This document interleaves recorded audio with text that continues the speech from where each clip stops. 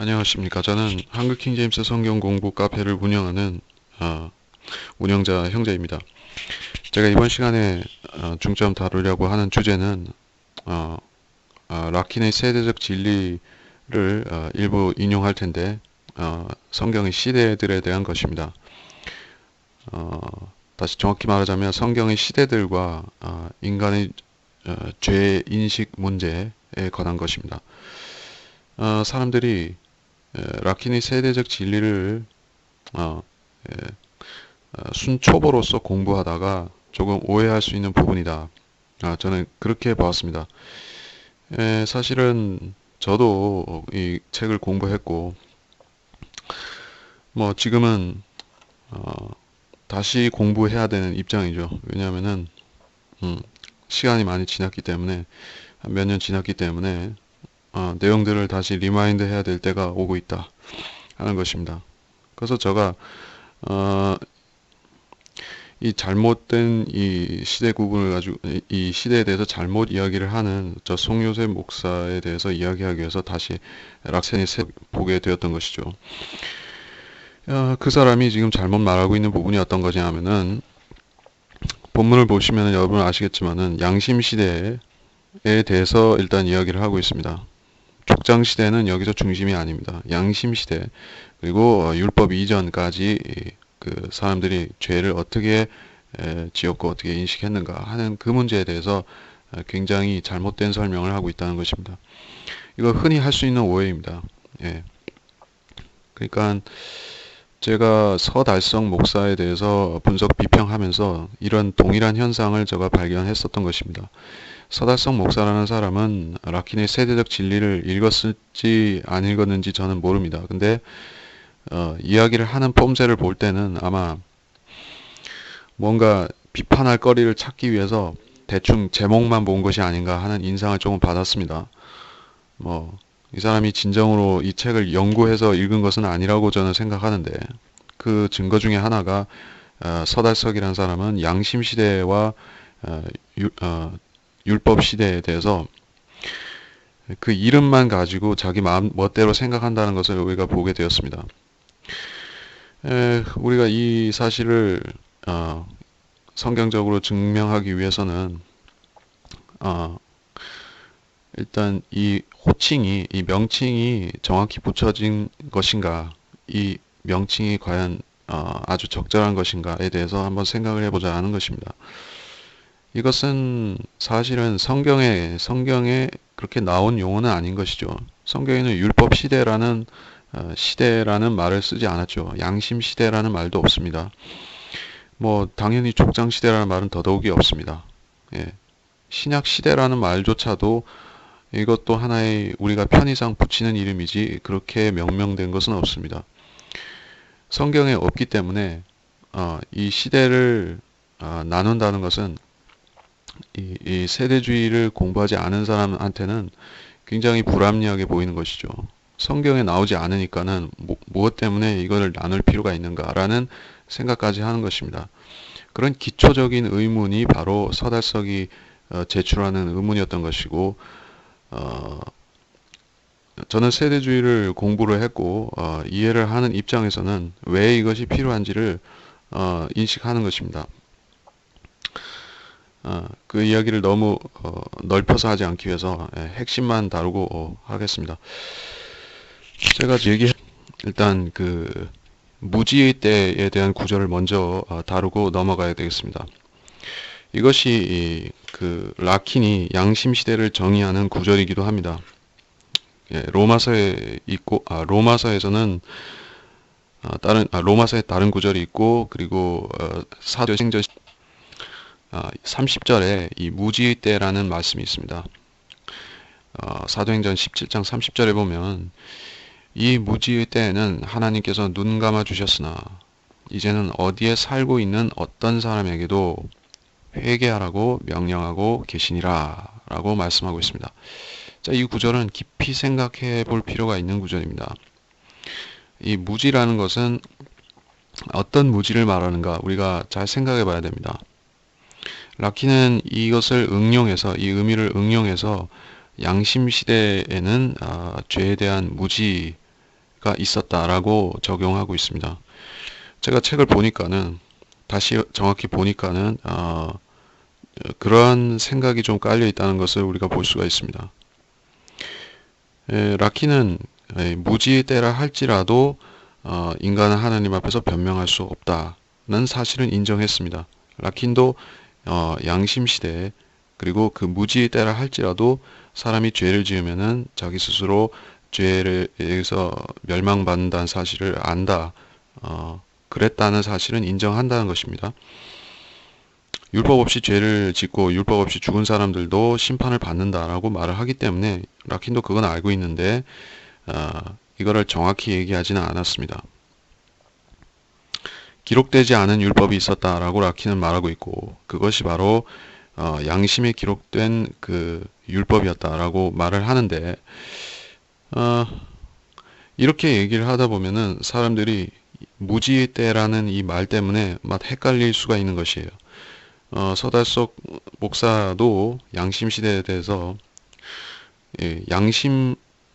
양심적으로 살기만 하면 구원받는다라는 식으로 아주 단편적으로 이해를 했습니다. 양심에 기록된 율법이 있다라고 했지 양심적으로 산다 하는 그 우리가 흔히 말하는 소위 양심적으로 산다 하는 그것으로 자동 구원을 받는다 하는 의미는 아닌 것입니다. 왜 그런지 아십니까? 그때 당시에 라키는 설명했는데 그때 홍수 이전 그때 당시에 양심의 인류의 그 양심의 상태와 지금의 상태가 좀 다르다는 것입니다. 그때는 라킨이 설명했듯이 하나님께서 사람들과 동행하셨고 매우 가까이 계셨다. 카인도 꾸짖으시고 에녹과 동행하시고 노아와 대화하시고 이런 식으로 아주 가까이 계셨으므로 사람들이 양심에 변명하기가 힘들었다 하는 사실을 말하고 있습니다. 하나님께서 가까이 계셨기 때문에 그렇다라고 한 것은 아주 정확한 지적입니다. 어쨌든 라키는 분명히 양심 시대에도 죄를 지으면은 그 죄에 대한 처벌이 있을 뿐더러 사람은 처벌을 받는다는 사실도 알았다는 것을 부인하지 않습니다. 근데 이걸 부인하는 것이 송유재 목사라는 사실입니다. 이 송유재 목사가 이 잘못된 생각을 한 이유를 생각해 보겠습니다. 이 사람은 사도행전 17장 30절을 분명히 오해했으리라고 생각합니다. 이 무지 때에는 하나님께서 눈 감아 주셨으나 라는 말씀이 무엇이겠습니까? 무지 때라는 것은 이 17장 29절에서 말씀한 그 우상 숭배에 관한 그 죄를 특별히 말하고 있는 것이고 그러니까는 이것은 홍수 이전 시대로 를 들여다볼 때 우리가 생각할 거리가 됩니다. 우상은 그때도 있었으리라고 우리는 생각하는 것이죠. 하나님께서 인류와 가까이 계셨음에도 불구하고 사람들은 우상을 만들었습니다. 우상을 만들기도 했거니와 또 살아있는 신들을 섬겼죠. 살아있는 신들이라 하면 바로 땅에 내려온 그 천사들에 의해서 생겨난 그 거인들이 바로 신들이었죠. 나중에 그 신들이 죽어버리는 바람에 더 이상 그들을 만날 수 없게 되자 추모하는 의미에서 거인의 형상들을 만들었던 것을 우리가 이 고대 문명들을 보면은 그런 거상들을 보면은 우리가 알 수 있는 것이죠. 스핑크스라든지 님루드의 유적이라든지 아시리아, 바빌론 이런 데서 보면은 엄청난 그런 거상들이 있죠. 그게 바로 홍수 이전에 활동했던 이 땅에 있던 신들인 것이에요. 타락한 존재인 신들이죠. 자, 이 성경의 이 사도행전 17장에서 말씀하는 바 그 무지의 때라고 하는 것은 바로 그것입니다. 일반적인 모든 죄에 대해서 무지했고 인간이 죄 자체를 인식을 못했다는 그런 의미에서 무지의 때가 아닌 것이죠. 그 무지라고 하는 것은 아담과 이브가 죄를 짓기 이전의 상태는 그것은 무지라고 말하는 것은 적합지 않겠고 순결한 상태였죠. 순수한 상태였습니다. 그러니까는 사도행전 17장 30절에서는 이 무지의 때라는 말이 The times of this ignorance라고 되어 있습니다. ignorance는 말 그대로 모른다. 어, 지식이 결핍되어 있다는 상태를 말하는 것이죠. 결핍되어 있다, 모른다. 어떤 거에 대해서 모르는가? 우상을 섬기는 게 죄라는 걸 모른다. 왜냐하면 십계명을 주셔서 하나님의 형상을 만들어서 섬기지 말라고 분명히 가르치신 것이 바로 십계명이 그렇게 하셨고, 그 이전에는 사람들이 지멋대로 소나 소나 사람이나 뭐 이런 아니면 염소나 송아지나 이런 상들을 만들어서 섬기고 뭐 새도 섬기고 물고기도 섬기고 다 했는데, 그게 죄라는 것을 하나님께서 아직 이 계명에 못 박아서 알려주신 게 아니기 때문에 그걸 몰랐다는 것이에요. 그런데 그 양심 시대의 사람들조차도 최소한 뭐 간음이 죄다, 살인, 어, 간음, 살인, 도둑질, 그리고 뭐 그러한 유의 죄들이 그러니까 말하자면 그런 죄들은 사람이 사람한테 짓는 죄들이 주로 되는 것이죠. 그게 죄라는 것은 아주 잘 알고 있었다는 것입니다. 홍수 이전에도 그랬고 홍수 이후에 또 마찬가지로 알고 있었습니다. 그거는 우리가 성경을 볼 때 수많은 사례들을 볼 수 있습니다. 예, 그 사람들이 죄라는 걸 알고 있었고, 그래서 그 시대에도 법들이 있었던 것이에요. 민법도 있고 형법, 상법, 뭐 행정법, 수많은 법들이, 정교한 법들이 있었던 것이에요. 그 법들에는 당연히 법을 어기는 자에 대한 처벌 조항까지도 다 있는 것이죠. 사람이 어떻게 그 무지의 시대에 정말로 죄에 대해서 아무 분간을 못한다면 그런 법을 어떻게 만들 수가 있는 것입니까? 아니, 그런 법 자체가 필요할 것입니까? 필요하지 않게 되겠죠. 그러나 그 시대에도 법이 있었다는 것은 분명히 우리가 그때 사람들이 죄에 대해 무지했던 것은 아니라는 것을 말해주는 것입니다. 그렇기 때문에 우리가 라킨의 세대적 진리에서 무지의 때와 양심 시대를 결부짓는 그 설명을 절대로 착각해서는 안 된다는 것입니다. 사실은 제가 볼 때는 이 라킨의 설명 자체가 약간 오해를 일으킬 수 있는 부분도 있습니다. 그렇기 때문에 제가 이 글 본문상에서 썼듯이 우리가 신학을 성경대로 믿는 신학을 제대로 접하려고 하면은 한 사람의 책이나 한 사람의 책에서 어떤 뭐 한 단락, 한 패러그래프만 보고 그것만 가지고 절대적으로 믿고 신뢰하고 그거에 체계를 세우면은 아주 위험할 수가 있는 것입니다. 이거는 라킨만 그런 것이 아니라 피터 워크만 박사님의 어, 그, 그 성경 주석서들을 읽을 때도 마찬가지인 것이에요.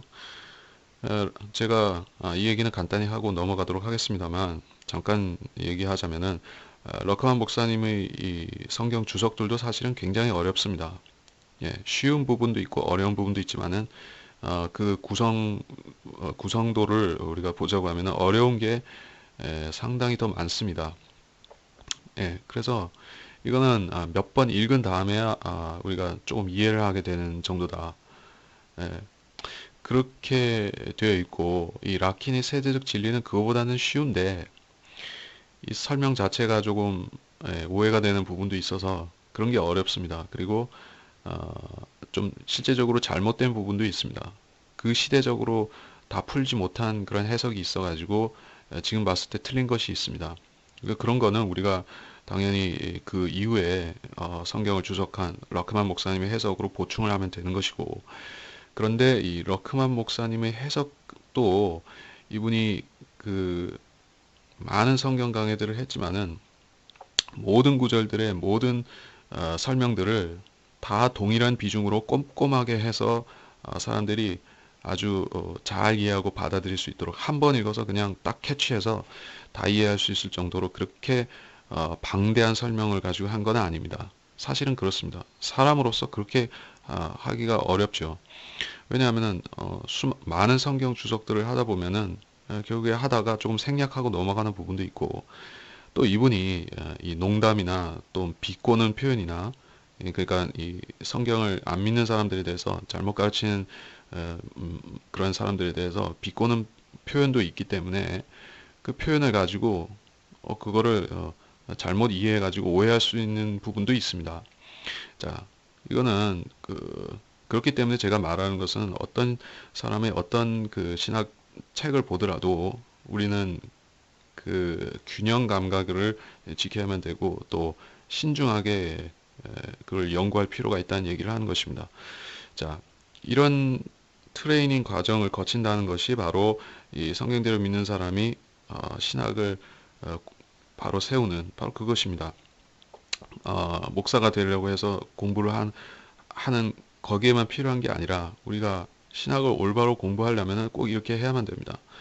예, 우리가 정말로 진리 지식을 우리가 접했는데 예, 그거를 거의 받아먹을 뻔했는데 내가 부실하게 예, 그냥 대충 보다가 오해해가지고 더 3000% 가버리면 굉장히 안타깝지 않습니까?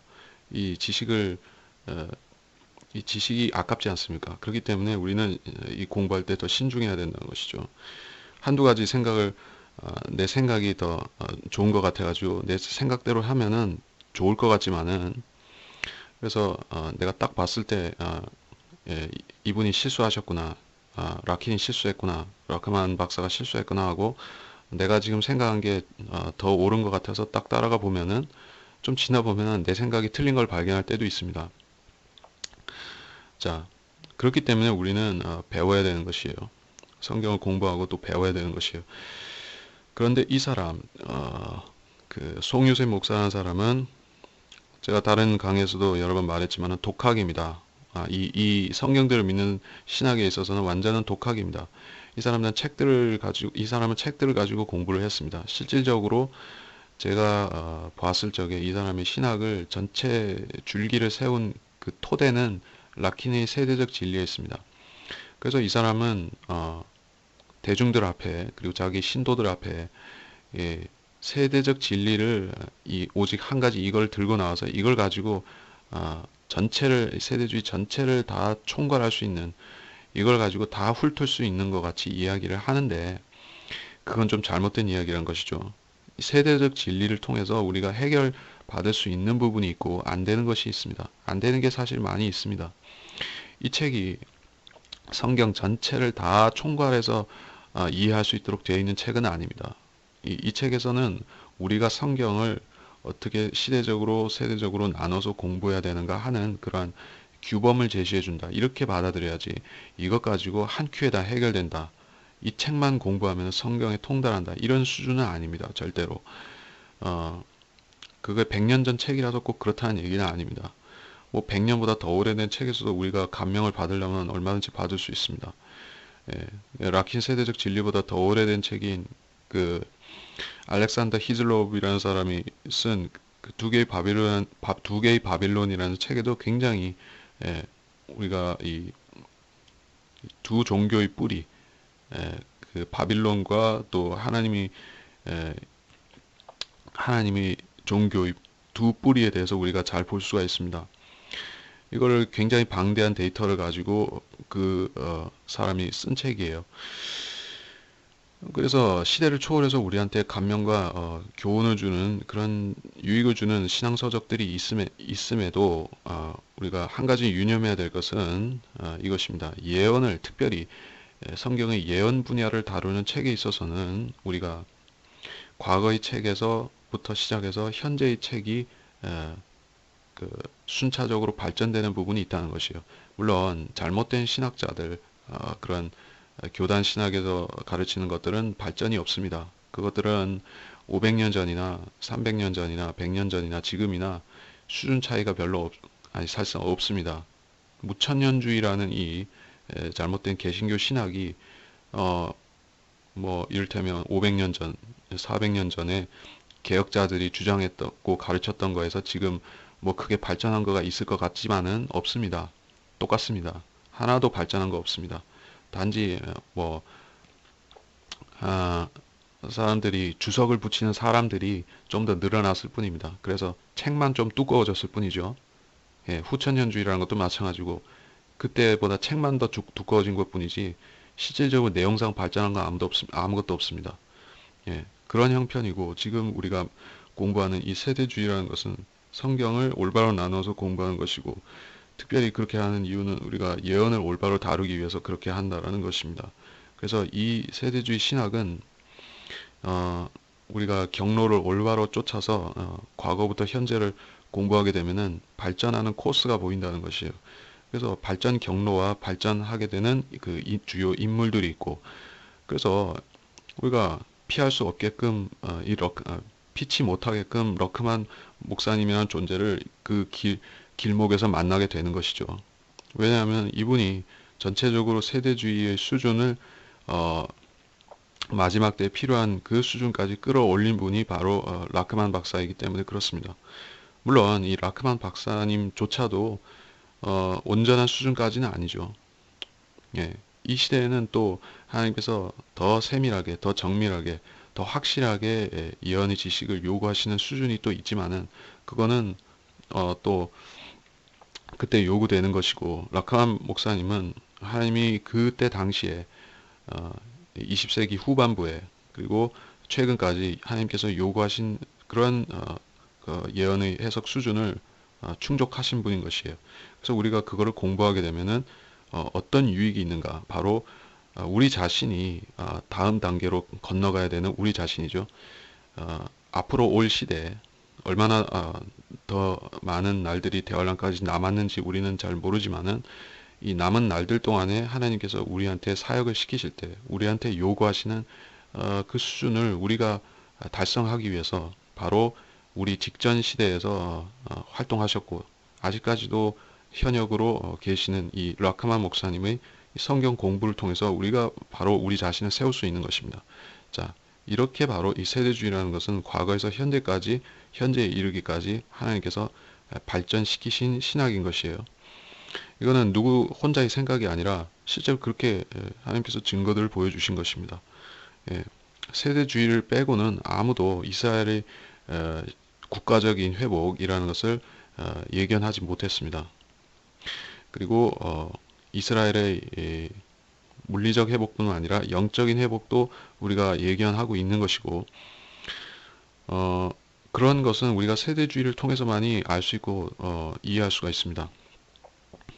그래서 중요하다는 것인데 이거를 공부함에 있어서 우리가 과거와 현재에 가르친 사람들을 전부 고려해야 된다는 걸 우리가 알아야 되겠고 한두 가지에 편중돼서 한 사람의 한 책에 편중돼서만 보게 되면은 아주 미흡한 지식에 머무는 것입니다. 그래서 말하려다 보니까 무척 길어졌는데 양심 시대에 대해서 좀 더 말하고 마무리 수순으로 가도록 하겠습니다. 그래서 살펴봐야 될 주요 구절이 또 로마서에 있습니다. 로마서 5장인데 잠시 보겠습니다. 로마서 5장 13절 이 구절입니다. 율법이 있기 전에도 죄가 세상에 있었으나 율법이 없을 때는 죄를 죄로 여기지 아니하였느니라. 한 구절 더 보겠습니다. 14절에 그러나 아담으로부터 모세까지 아담의 범죄와 같은 죄를 짓지 아니한 자들 위에도 사망이 군림하였으니 아담은 오실 분의 모형이라. 자, 이 구절이 무척 쉬운 구절 같지만은 따지고 보면 좀 어렵습니다. 그러니까 우리가 율법이 있기 전에도 라는 말을 어떻게 해보겠습니까? 모세 율법을 말하는 것입니다. 이 법조문으로 쓰여진 이렇게 가시적인 그 율법을 말하는 것이에요. 기록된 율법인데 이것이 있기 전에도 죄가 세상에 있었으나 이 말은 당연히 사람들이 죄를 지었다는 것입니다. 그리고 율법이 없을 때는 죄를 죄로 여기지 아니하느니라. 자, 이게 훨씬 앞부분보다 어렵습니다. 죄를 죄로 여기지 아니하느니라가 과연 무슨 말인가? 하나님께서 그 사람들이 죄를 지었음에도 죄를 넘어가 주셨다 라는 뜻이겠습니까? 아니면은 사람들이 이 죄를 철저히 규명하지 않고 대충 넘어갔다는 그런 뜻이겠습니까? 죄를 죄로 여기지 아니한다라는 말은 두 가지 다를 의미할 수도 있고 아니면은 어느 한 가지일 것인데 여기서는 모든 죄, 인간이 짓는 모든 죄 전반을 이야기하는 것이다. 그거라고 봐야겠죠. 마음에서 짓는 죄까지 다 포함이 됩니다. 그런데 그거를 여기지 아니하였다라는 것은 사람들이 양심이 온전하지 못하기 때문에 양심의 죄를 깨달을 수 있는 능력을 주셨지만은 사람들이 그거를 쓰지 않았기 때문에 마음이 부패하고 생각이 부패해서 마침내 이렇게 된 것입니다. 죄를 죄로 여기지 아니하였다는 것은 그래서 하나님 편에서 그들을 어느 정도 간과해 주신 면이 있다. 라는 것으로도 아까 사도행전 17장 그 구절과 30절 구절과 연결지어서 생각할 수 있고 또 사람들 자체도 죄에 대한 처벌이 엄격히 이루어지지 않았다라는 의미도 됩니다. 그런데 죄를 여기지 아니하였느니라 라는 것을 죄를 지어도 처벌이 없었다라고 생각하면은 이거는 오산인 것이죠. 예, 그때도 율법 이전에도 살인죄는 살인죄였습니다. 예, 그런 죄목이 존재했죠. 간음하면 간음죄라는 죄목이 존재했죠. 도둑질하면 그 도둑놈은 감옥에 가두는 법이 존재했죠. 자, 죄도 있었고 죄를 짓는 데 대한 처벌도 있었습니다. 그리고 그때 하나님을 믿던 사람들은 또 당연히 하나님 앞에 죄가 된다는 사실도 인지하고 있었던 것이죠. 그럼 여기서 죄를 죄로 여기지 아니하였느니라 라는 것은 무엇이겠습니까? 일단 제가 말할 때는 제가 보는 관점에서는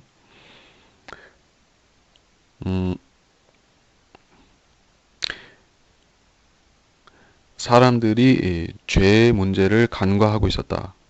예, 그쪽으로 해석하는 것이 합당합니다. 하나님 편에서도 사람들이 죄를 눈 감아 주신 면이 있지만은 여기서는 죄로 여기지 아니하였다라고 말씀하기 때문에 이것은 사람들 편에서 너그럽게 넘어간 부분이 있다는 것이에요. 그러나 하나님께서는 이 양심을 통해서 결국 그 천년 왕국 끝에 백보자 심판에서 이 양심 시대에 살았던 사람들이 죄까지도 다루시기 때문에 그것을 볼 때 우리는 이 죄로 여기지 아니한다는 표현이 하나님께서 그 시대 사람들이 모든 죄를 절대적으로 죄로 여기지 않고 다 간과하신다는 식의 설명은 아니라는 걸 알 수가 있죠. 예. 그렇기 때문에 이 구절이 참 어렵다는 것이에요. 이 죄를 죄로 여기지 아니하였느니라가 쉬운 말이 아닙니다. 그래서 여기 이 로마서 5장에서 설명하는 이 문단의 문맥이 어떤 것인가 이거를 또 우리가 봐야겠죠. 사람들 편에서 죄의 심각성을 잘 모르고 있었던 양심 시대가 지나갔고 그리고 나서 하나님께서 이 율법을 이스라엘 통해 율법을 주셨는데 그때는 정말로 이 죄 문제를 철저하게 다루기 시작한 것입니다. 느슨하게 다루다가 사람들 편에서 말하는 것이에요. 율법이 생기니까는 그때부터는 빠져나갈 틈이 별로 없죠. 촘촘해졌습니다. 예. 그 전에는 양심으로만 알고 있었던 죄지만은 이제는 법조문이 눈앞에 있기 때문에 더 철저하게 규명되고 철저하게 처벌을 받게 됐습니다. 예, 사람들이 죄 아래 더욱 강하게 구속된 형태가 된 것입니다. 이것은 하나님께서 그 시대 사람들에게 죄의 심각성을 알려주시려고 했다. 그래서 메시아께서 오셨을 때 사람들이 그분께 즉시 나올 수 있다. 자기 죄가 심각하다는 걸 알기 때문에 즉시 오게 할 수 있다. 이거를 심각성을 알려주시는 의도에서 그렇게 하신 부분이 있습니다. 그러니까 이거에 대해서 서달석의 목사는 올바로 설명을 했습니다. 율법 시대의 율법은 죄의 심각성을 알려주기 위한 의미가 있었다.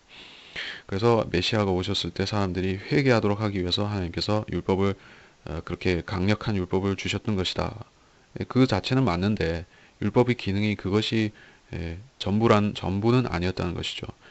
율법 자체는 그것을 지킴을 통해서 사람이 죄를 깨닫게 하는 측면이 있고 또 사람이 율법을 완벽히 못 지켜도 온전히 따르고자 하는 그 자세로 살면은 의를 행하면서 살면은 하나님께서 은혜로 다 이루지 못하였으나 하나님께서 장차 오실 예수 그리스도께서 그 사람의 허물을 다 제거해 주신다는 죄를 제거해 주신다는 조건부로 그를 받아 주셨던 것입니다. 조건부 구원이었죠. 예수님께서 나중에 오셔서 해결하시지 않으면은 그 사람들이 죄 문제는 아주 해결받을 수 있는 것은 아니었습니다.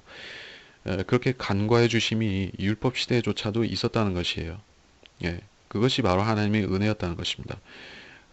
양심 시대에도 그러한 양심을 통해서 죄를 깨닫고 하나님을 믿는 사람들을 용서하고 받아주시는 은혜가 있었다면 율법 시대에도 그 엄격한 율법이 있었음에도 그것을 지키지 못하는 사람들을 위해서 지킬 수 없는 사람들 때문에 주님께서 간과해 주시고 짐승의 피를 흘림을 통해서 덮어주셨을 뿐만 아니라 결국에는 예수님 자신이 오셨을 때 그들이 온전히 의롭게 되고 구속받을 수 있도록 마련해 주신 것입니다. 자, 그렇게 보자면 하나님의 은혜가 모든 시대에 구원받는 진정한 핵심 근거는 바로 은혜가 되는 것이죠. 그렇다고 해서 그것이 우리가 신약 시대를 은혜 시대라고 부르는 많지 그 구약 시대 율법이나 율법 이전 시대가 은혜 시대라는 얘기는 아닙니다. 그때는 엄연히 율법이라는 것이 있었고 율법 시대에는 엄연히 율법이라는 것이 있었고 이것을 지키지 않는 자들은 아무리 그 하나님 앞에 기도를 많이 한다 해도 자기가 선하게 살고 싶은 마음이 있어도 선을 행하지 않으면 지옥에 가는 것입니다. 마음으로 해결되는 것이 아니라 행위까지 따라야 됐던 것이죠. 이거는 그 시대에 그럴 수밖에 없었던 것이다. 그러나 지금은 행위가 전혀 구원 자체에 있어서는 소용이 있는 것이 아니다. 그렇게 바뀐 것입니다. 그렇게 해서 우리가 율법과 은혜와 또 양심에 대해서 간략히 살펴보았습니다. 우리는 성경을 공부할 때 한두 구절을 가지고 어떤 전체 교리를 세우려고 해서도 안 되겠고 한두 사람의 책을 가지고 전체 교리 체계를 정립하려고 해서도 안 되겠습니다. 우리가 혼탁하고 마지막 때이며 성경 진리 지식을 올바로 전달하는 바른 성경 교사가 드문 시대에 그런 지침을 얻을 수 있는 그러한 사람을 찾기란 쉽지 않은 시대입니다. 그렇기 때문에 우리가 정확하게 하나님 계시 말씀을 풀어서 알려주는 그런 성경 교사 피터 라크만 박사를 만났다는 것은 굉장한 행운이 될 것입니다. 그리고 만났다는 것 자체는 행운이지만은 우리가 그분이 알려주고 그분이 전파한 그 지식들을 정확하게 깨달아서 우리가 실족하지 아니하고 우리 것으로 소화해서 우리가 또 하나님께로부터 더 좋은 것들을 받도록 하는 것이 우리가 지향해야 될 그런 길인 것이지 우리가 몇 가지 내가 몰랐던 신기한 지식들 몇 가지 깨달았다고 해서 그거에 만족하고 거기서 맴도는 것은 우리가 할 일이 아닌 것입니다. 자, 그래서 마지막으로 한 가지 당부의 말씀을 드리면서 드리면서 이 편을 마무리하겠습니다. 제가 몇 사람 언급을 했죠. 서달성 목사, 송요셉 목사. 이 사람들이 처음부터 이렇게 무식하게 된 사람들이 아니죠.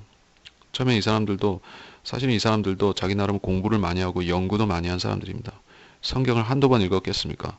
개혁 성경을 읽었든 무슨 성경을 읽었든 간에 성경 많이 읽은 사람들입니다. 저도 회심하기 전에 성경 많이 읽었습니다. 암송도 많이 했습니다. 그게 나한테 무슨 자극을 줘서 거기서 내가 진리를 깨달았다고 스스로 착각했으면은 이 자리까지 오지도 않았습니다.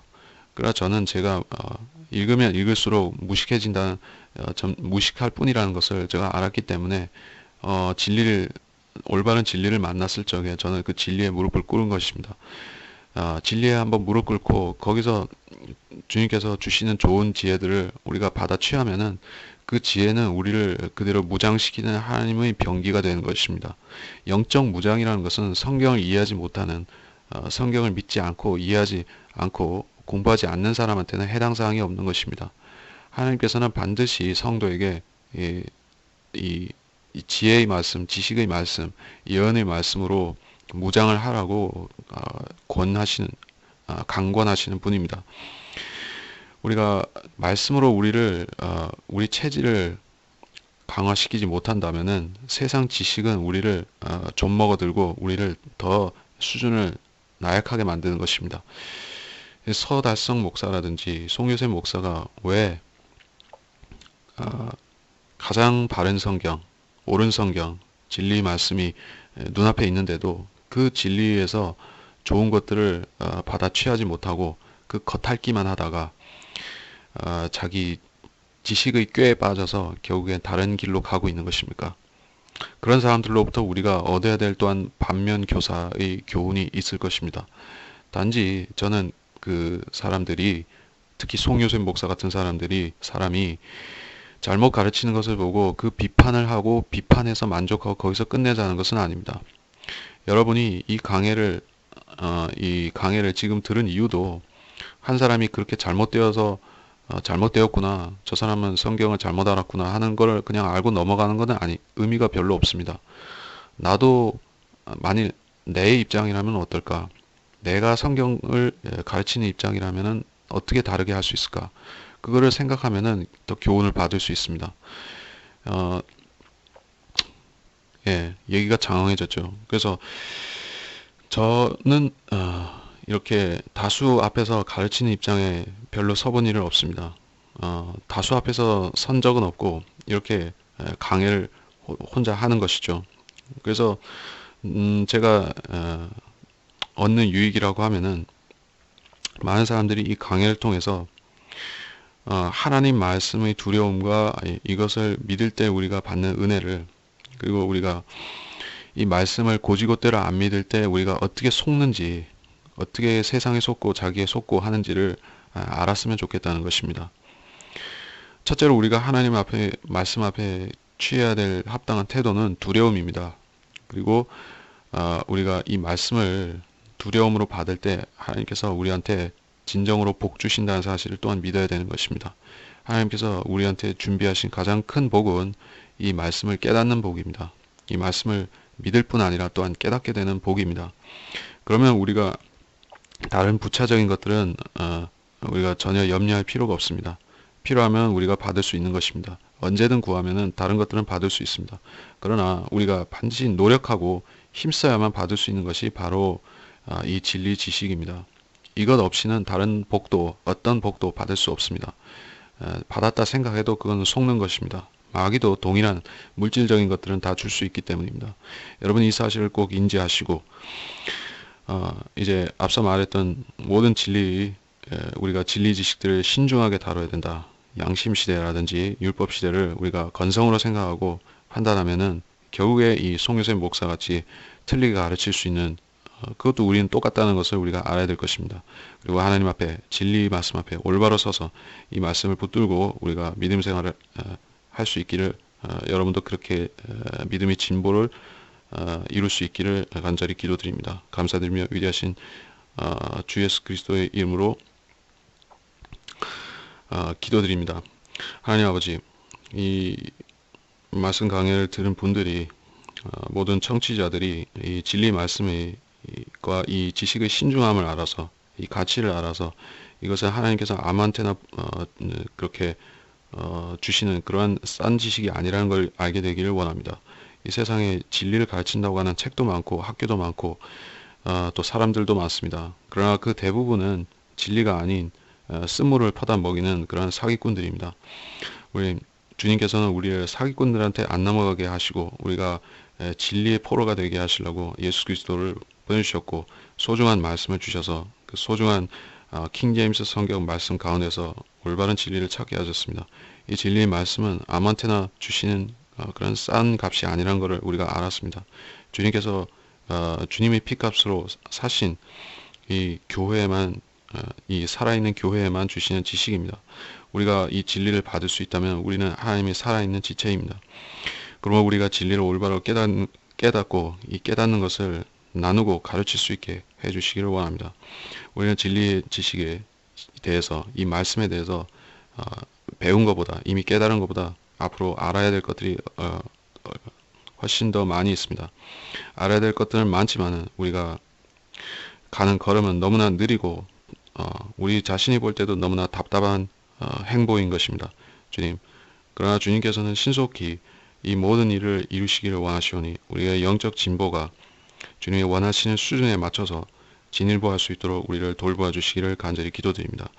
감사드리오며 위대하신 우리 주 예수 그리스도의 이름으로 기도했습니다. 아멘.